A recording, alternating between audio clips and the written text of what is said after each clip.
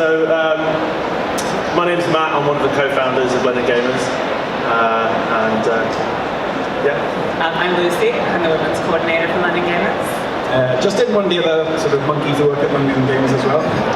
Alright, so we're London Gaymers. We have about 3,000 members, and we run about 100 events per year. That's us at Pride this year. We do a bunch of other events. So this is a youth event, LGBT youth outreach event in Lambeth, I believe. And this is just one of our regular events.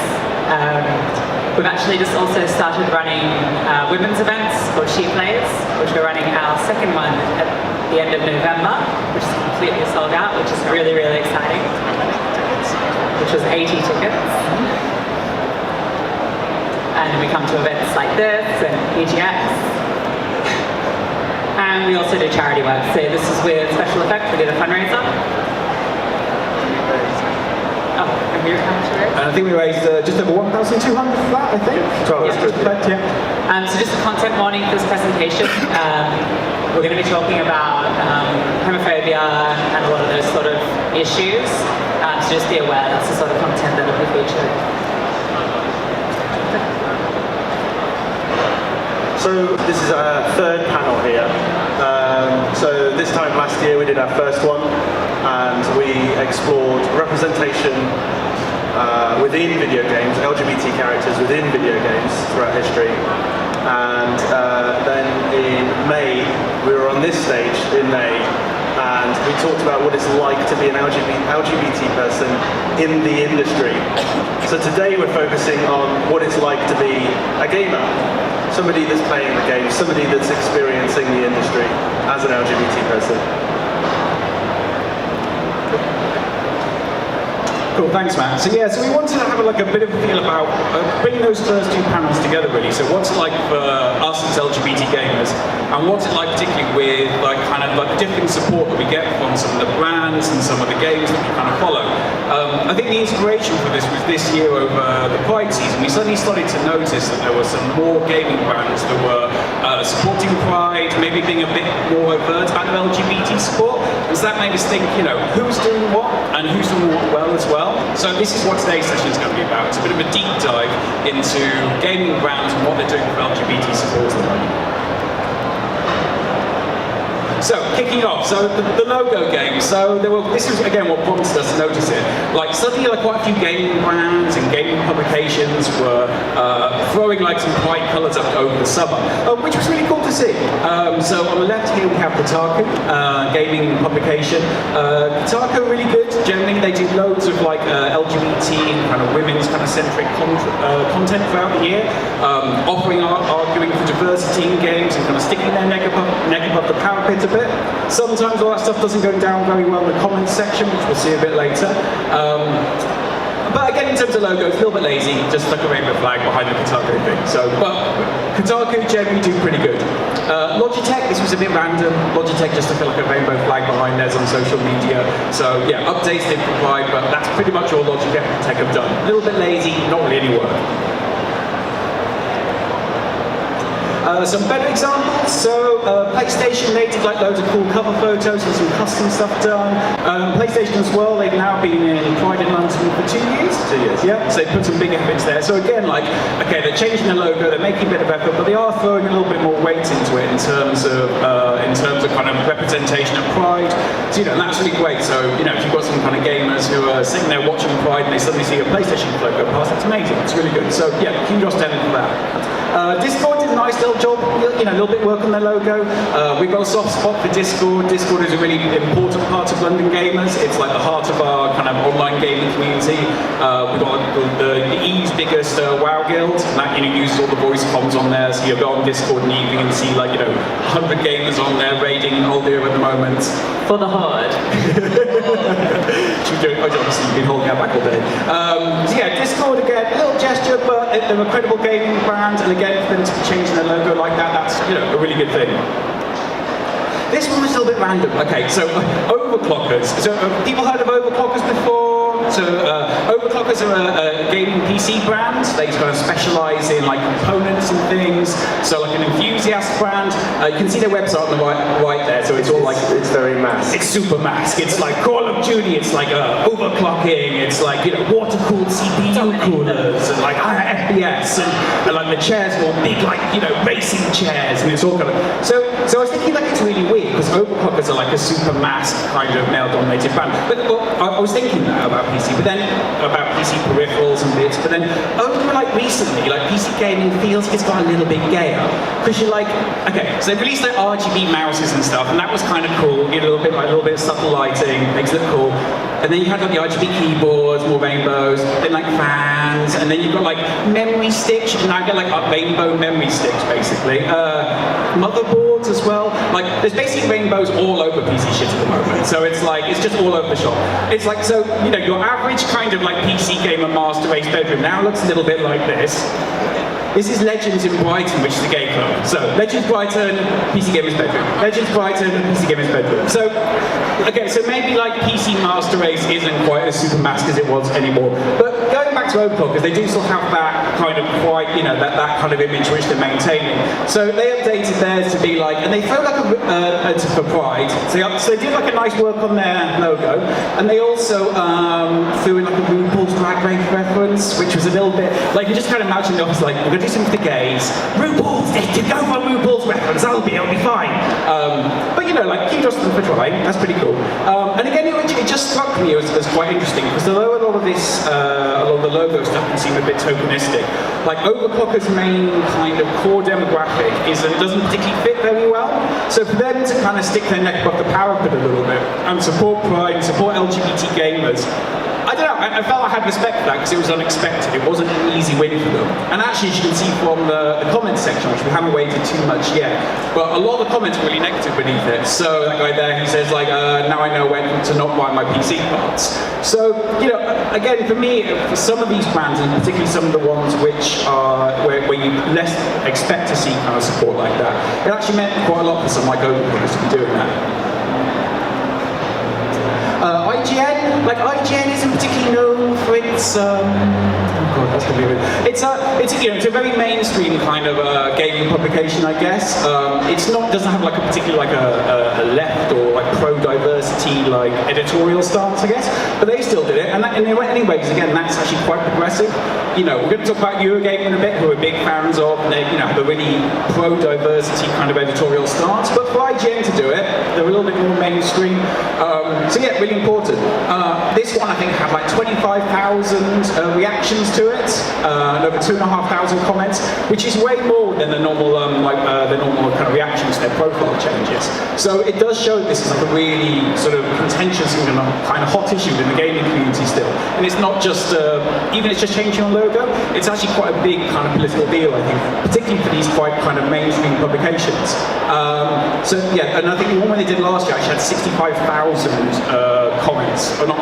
reactions to it. So, there's a lot of toing and throwing going on here.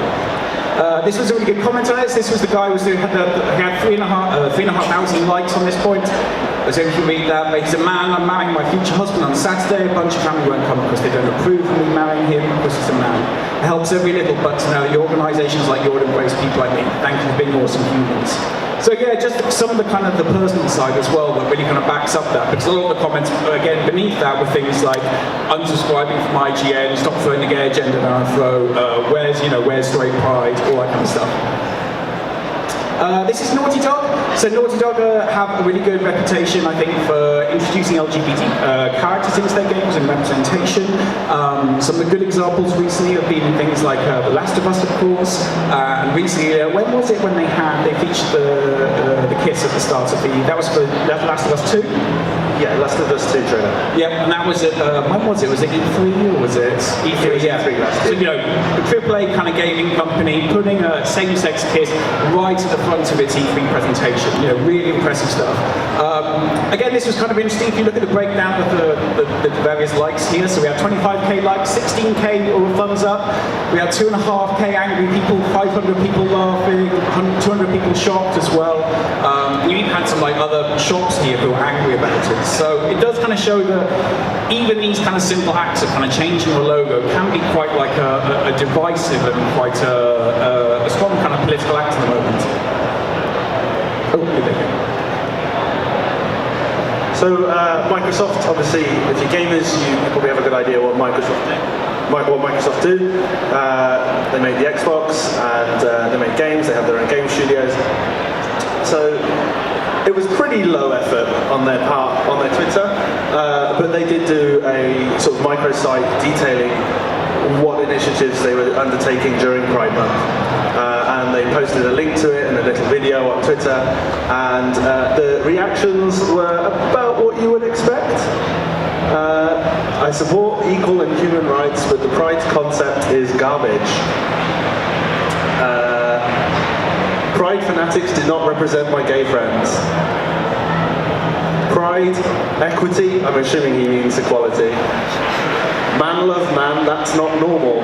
I just hate gays. So this is kind of the standard response to a lot of these things on social media. And if you've looked, you've probably seen it before. Twitch didn't do too much, but they did release some t-shirts, which were pretty cool. Although the sizes were really weird. I don't know if anyone tried to order the Twitch t-shirts, but it was always extra, extra small or extra, extra large. There was never any normal sort of sizes. But they did release some t-shirts. And again, similar themes. When straight pride, it's not very equal. Fuck the LGBT communities. So this is fairly standard stuff. This one person, you may have noticed, we haven't been blocking out people's names. We tend not to. We have a policy that we don't. We like to name and shame. But with this one person, the content on his profile was so disgusting we felt we had to. So it's kind of interesting, there's kind of an overlapping Venn diagram when the kind of people that post quite vile content online and make these kinds of comments online, there's a big overlap there. After I did this censor, I did try to go to his profile again to show you how many followers he had. It was 14. But whilst I was doing my research, his account had been suspended, which is probably for the best. Game Informer, fairly mainstream brand. Didn't do too much. Fairly kind of, you know, what you kind of expect out of a Pride logo, isn't it? It's just the background. Again, it's the usual themes, you know, humans defiling themselves. When do we get straight pride? Nobody wants this shoved down their throats. We'll come back to that. I don't want to see this. I'm a gamer. My sexual preference is straight. It has nothing to do with gaming. So now this person, Corey Monohand. I honestly don't care if there are LGBT people in games as long as it's not shoved in my face. He's very concerned about rainbows in his face.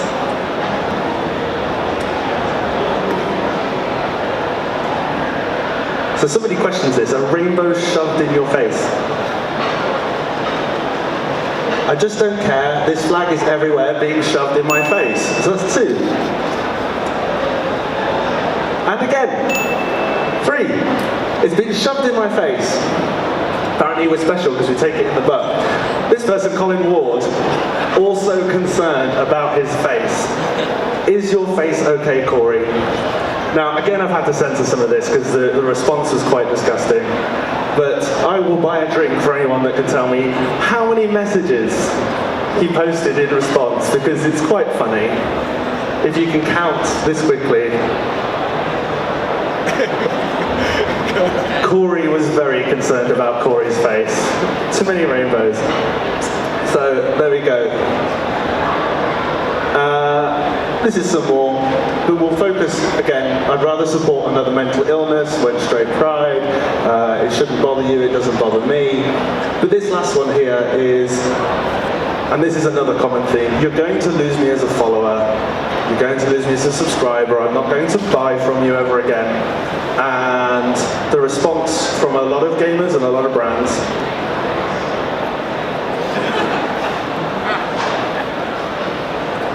Okay, so, Eurogamer.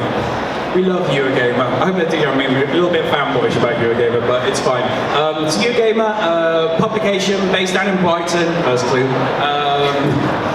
They do a lot of kind of really interesting, I mean, their editorial styles generally, they're really interesting. They do really good reviews, they feature women writers. Yeah, generally really kind of progressive and quite kind of pro-diversity.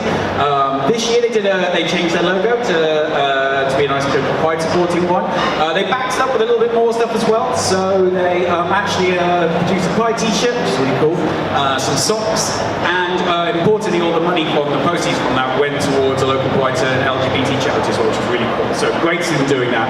So Eurogamer does this during Pride. I think it was like Pride, I remember they did this on Pride morning, so I was down there for Pride, and then I saw them change it. I was like, oh, that's great. Anyway, you're then thinking, oh god, the comment section.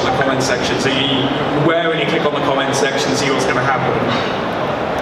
And Eurogamer just totally kicked ass. It was amazing. It was literally the best thing about that Pride for me. So, like I think as Matt said, like a lot of other places basically will just ignore all like the negative comments, I guess, and just won't react to them. And sometimes they just close the comment section. Eurogamer wasn't having any of it. It totally waded in with like full sass. It was absolutely amazing. There were like memes all over the shop. Like every single negative response had one of these on it. And they were just like, we don't give two shits. They were amazing, absolutely amazing. So when everyone was just like threatening to leave, they were just like, yeah, screw you, we don't want you here. So, and that was really amazing for us, because it's like, you know, you can put that kind of stuff up there, and if all that negative commentary's kind of left, you know, for me as like a gamer kind of watching that stuff, I'm like, I don't know, it's without comment, so I have to comment on it maybe sometimes to kind of push back a bit, but to see the kind of publication taking the piss out of them as well was just amazing. Yeah, their meme game was really on point. Whoever was doing their social media on that day deserves like an award, because it was just good. I think I had the woman like drinking on straight tears as well. There's something to be said, fighting homophobia with GIFs. I think it works. It was amazing well, because it was just like, yeah, the number of likes of people who were responding to Eurogamer as well being, oh, this is amazing. So yeah, it just felt really, it was a really well done piece of social media. So yeah, that was one really good example of how brands can kind of support the LGBT community as well. Another example of best practice, which we're going to focus on now, is Blizzard. So Blizzard's an interesting one, because back in 2006, they come a long way.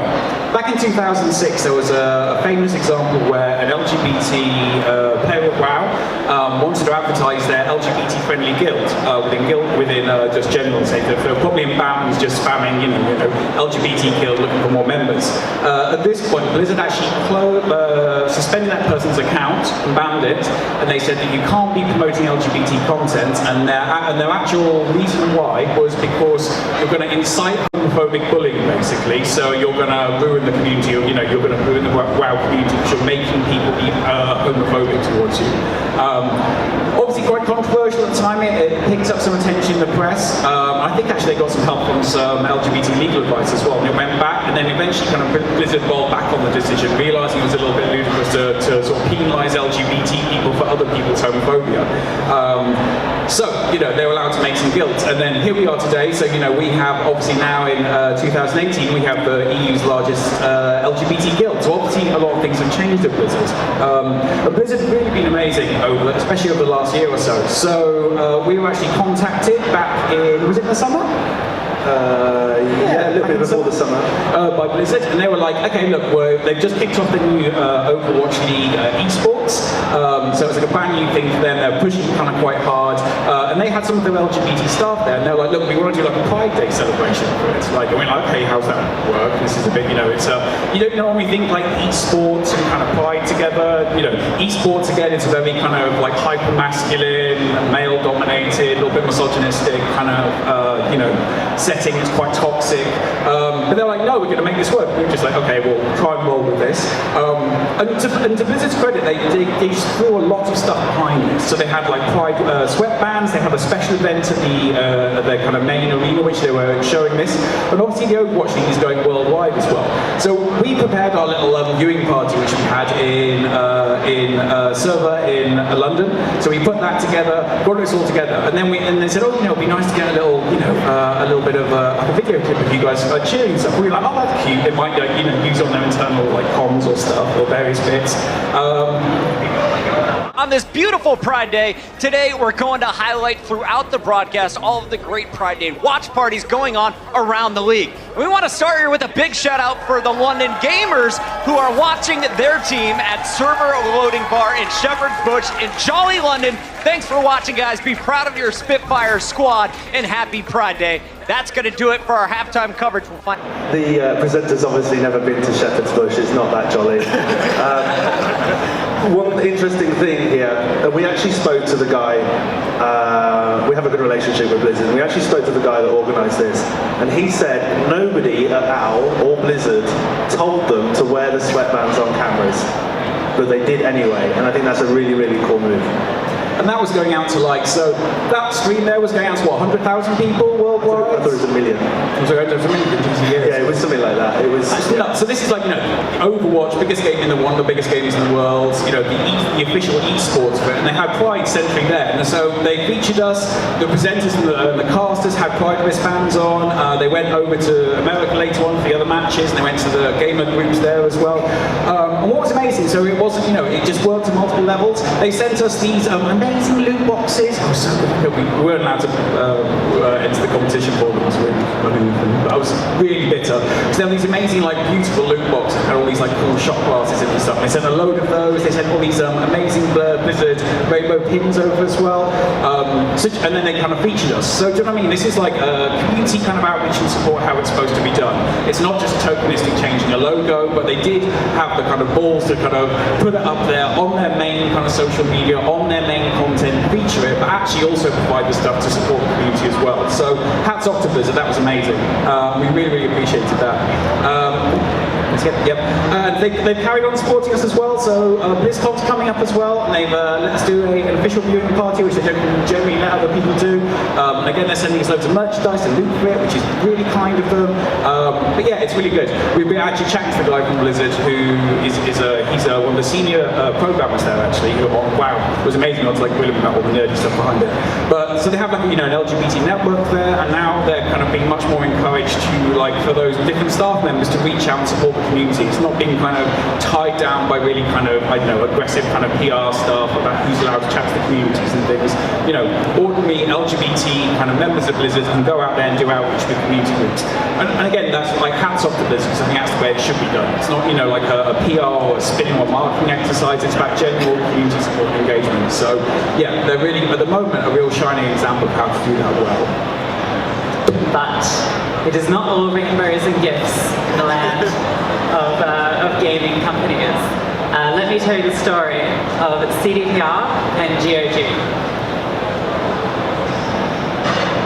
Back in July 2018, the GOG Twitter account, GOG being an alternative to Steam, it's DRM free, and it's quite a large software platform, posted this tweet on Twitter of a picture of a gravestone that says, "Games journalism, committed suicide, August 26, 2014. And I'm not sure if anyone knows the significance of that date in particular, but that is actually when Gamergate sort of exploded, and essentially around that time.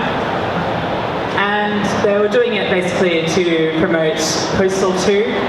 A game which is so bad it received PC Gamer reviews, only 0 out of 10 review ever to this day still. The reviewer said that it was the worst thing ever sold. Only when they learn how to box syphilis and retail it will anything worse be available to buy to consumers. So that gives you an idea of the content of the game.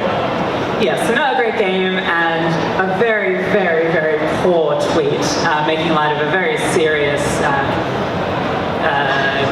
controversy that was built around harassment and misogyny, and just a really awful moment for the gaming industry. They apologised,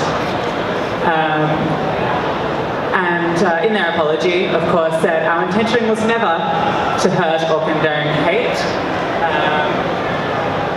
And yeah, basically, kind of a decent apology, and you could kind of write it off as maybe a bit of a tone deaf. Okay, our Twitter guy's a bit off. Then, Cyberpunk 2077. This is developed by CDPR, which is the same parent company, I believe, as GOG. They're the same company, basically. Did the joke, did you just assume their gender? Which is... where do I even begin? It's basically a transphobic joke based around the idea that trans people are snowflakes that are very aggressive and get really offended and angry if you get the wrong pronouns, for instance.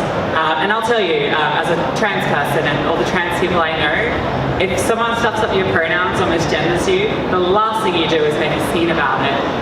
It's one of the most awful sort of shitty experiences that you can feel. And to make light of it, and we see this joke constantly recycled across the internet, is incredibly, incredibly tone deaf, and it's just straight up really transphobic, quite simply. And again, we see another apology. Sorry to all those offended. Which is... Is that really an apology? It's not an apology, is it? You're apologising that I got offended, not that you did something wrong. Keep in mind, this is a month after the previous tweet that they did. And then, just a couple of days ago, they did this tweet. Classic PC games, hashtag won't be erased on our watch. Now, if you're not aware, won't be erased is a hashtag in response to recent memo that circulated from the Trump administration that was talking about changing the way gender is defined in the US, which would essentially remove trans people from the definition of gender and erase a lot of our rights and protections. And so it was trending on Twitter at the time, and it's possible that you could see this maybe as a bit of a tone-deaf mistake again. Potentially not if they've already done two similar mistakes in the last 2 months, but they then followed it up with this ending to it. Yeah, how's that for some use of hashtags? So not even subtle about their transphobia, they're fully aware that they are co-opting this hashtag, and their apology. What's interesting that I think you should note on this is they say, the tweet was neither intended as a malicious attack nor as a comment on the ongoing social debate. Now, let me just say, my existence is not a social debate. We're not out here debating whether I exist. This is not a debate. Basically, it's just another cop-out apology from GOG/CDPR, all within the space of about 3 or 4 months, which is incredibly, incredibly poor. And I'm surprised that their social media guy is still working there and still doing this, considering how often this seems to be occurring. So this was from an article on Kotaku about the incident, which I would recommend everybody read. It's written by a trans writer, and they wrote this quote.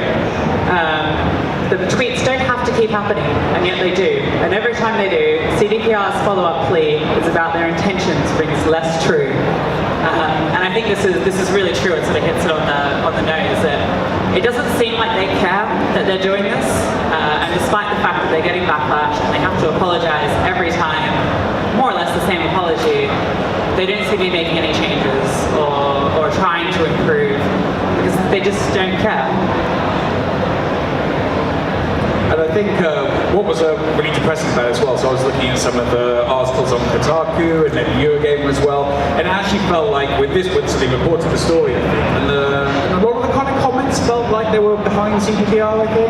Yeah, I mean, it's hard enough for gay and lesbian people to interact in the online world and read articles about those issues, but every single time I see the word trans in a headline and I see the comment section is like twice the size of the reaction section, like you know it's going to be a bad time. We do get used to it, and in the article actually that I mentioned, the author writes that as a trans person consuming media, you get used to and you realize that all the media you consume hates you, and I think that's quite true, and something that the industry needs to improve on significantly.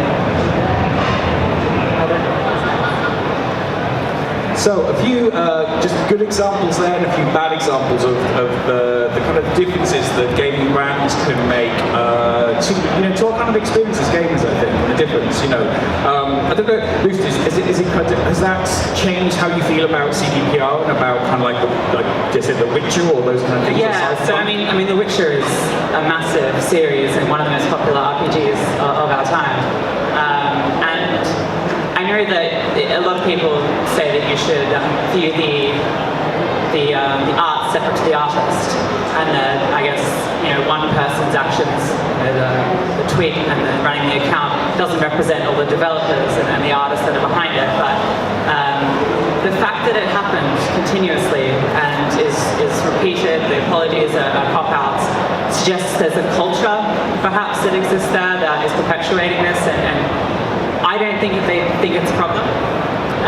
So for me, it's very difficult to support their games, which is a shame because before all this happened, I was really looking forward to Cyberpunk, and I'm not sure if I can support it now. And I think it does make a difference. For me, I've always loved Blizzard games. Do you know what I mean? And it's sort of they've been a big part of my life since I know Warcraft 2, back in the day. And at the moment I'm playing Heroes of the Storm and WoW and stuff, and those are kind of big games. And so having Blizzard kind of do such amazing stuff with us at the moment just makes me love them even more. Do you know what I mean? I'm just it's like another investment with them. I don't feel guilty for playing HOTS for 7 hours every evening now. And it shows you how much companies can do. So when companies do this, it just parallels it even more. Okay, so we're going to throw it open to the audience a little bit now.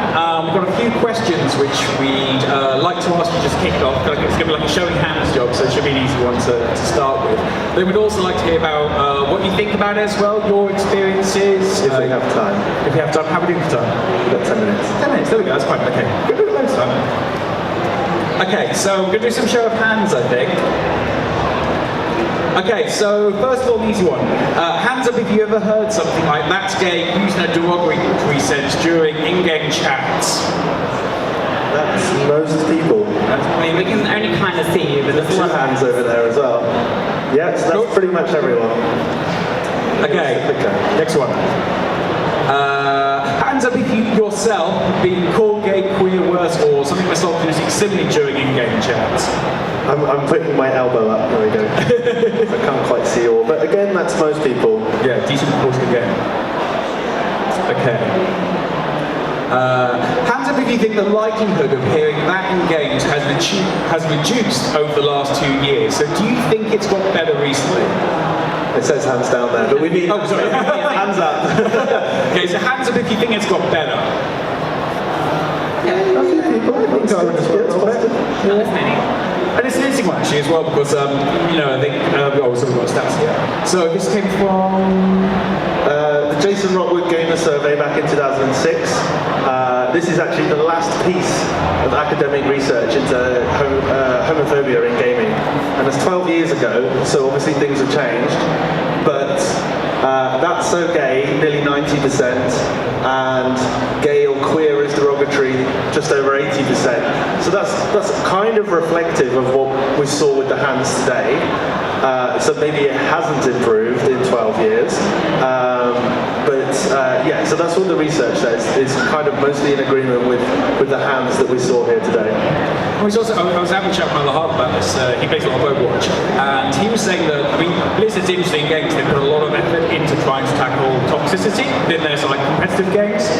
So they've just released a new system, which is like a accommodation system. So you get to vote people up basically who behave well during the match. And other games have done this as well. This isn't unique to Blizzard. But he was saying that recently it feels like he's suddenly noticing voice. There's a lot more women actually speaking out within kind of voice chat. They feel more empowered to be able to talk during games. So I think there is possibly something about a wider connection here to toxicity in games and the efforts that companies are making to challenge those. I think it probably does have a disproportionate effect on people like women, on LGBT communities, BME communities, because they tend to be, they tend to get the bulk of a lot of that aggressive language and that kind of toxic language. So it'll be interesting to see how that stuff, those wider things, might be changing the culture within games.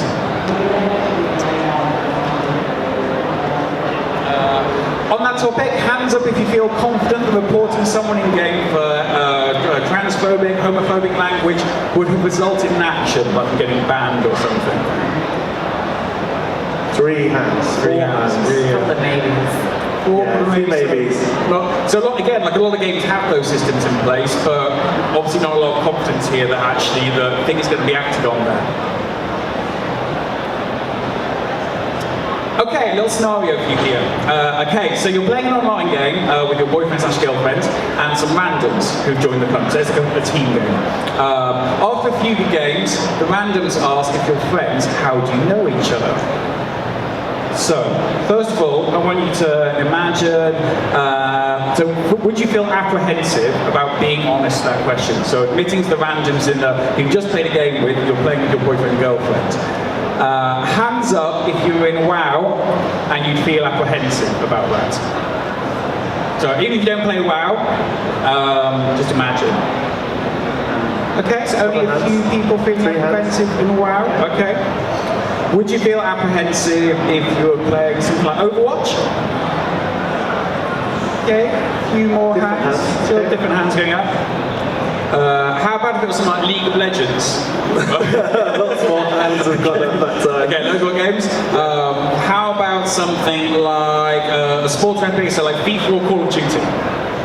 Okay, and more hands again. Yeah. That's about what we expected, to be honest. So I think a lot of it kind of goes with sort of the stereotypical player bases of the games, as well as the mechanisms within the games as well. And I think it does kind of show that, you know, like games companies themselves can do a lot about fostering that environment. You know, the fact that people would feel more confident in something like WoW or Overwatch in talking about those things. You know, when you technically don't know much about these random people you're playing with, I think it shows the positive impact that companies can make on changing those experiences for LGBT players. Okay, so hands up if LGBT support of a video game company has made a positive impact on how you feel about video gaming. Most hands. Cool. Let's show hands. And lastly, hands up if you think video game companies could do more to support LGBT gamers. And I think everyone's hands have gone up again, hasn't it? Yeah, a couple of double hands again.